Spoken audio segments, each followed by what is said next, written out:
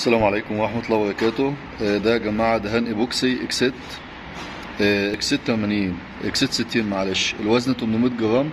هو طبعا العبوة زي ما احنا شايفين مفيهاش نصها، بس الكثافة بتاعته عالية جدا، يعني فعلا يجيب 800 جرام رغم ان الكمية قليلة. تمام. طريقة شغله ان احنا بنحط المصلب عليه او الكتاليست وبنقلبه، بعد كده بنشتغل على طول. هنا طبعا مكتوب ايبوكسي ريكسن، وهنا طبعا مكتوب ان هو وقاء الاسطح بانواعها، المقاومه، عوامل الاحتكاك، التعريه، الكلام ده كله. وده المصلب بتاعها او الكتاليست بتاعها. تمام. هنحطهم الاتنين على بعض ونشتغل على طول زي ما احنا شايفين. ده الكتاليست اهوت.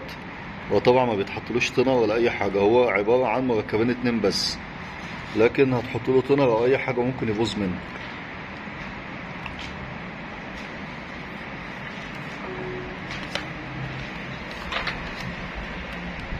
طبعا احنا هنرش بيه الحديد ده حديد كمبيوتر، فهيبقى فيه استخدامات ميه كتير، فاحنا جايبين له الايبوكس ده. طريقه الشغل بتاعه ممكن بالفرشه، ممكن بالرولة، ممكن باي حاجه، لكن احنا طبعا هنرشه. الرش طبعا افضل انواع الدهانات يعني، او افضل الطرق. ديت الحاجه اللي احنا هنرشها. تمام. ده طبعا حديد كمبيوتر متقطع بالليزر وليه استخدامات يعني معينه.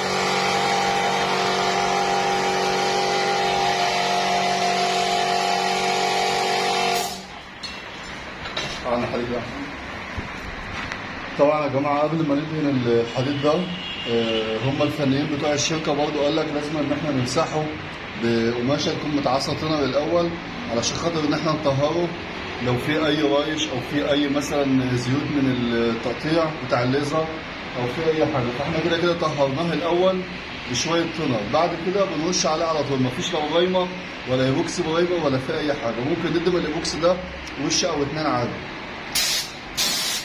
طيب هو دلوقتي تقيل جدا، لو هتشتغلوا بالرولة او بالفرشه زي ما هو هتشتغلوا رش، يعني اديله سنه صغيره خالص، ما يجيش مثلا 2% تنر فرن.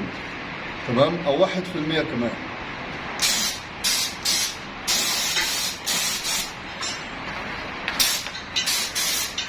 المسدس اللي احنا شغالين بيه 1.6، ده 1.6. اكتر من كده هيريح معاك، لان هو بيريح، فطبعا اكتر من كده هتطلع كميه كبيره، فالشغل هيسيل منه.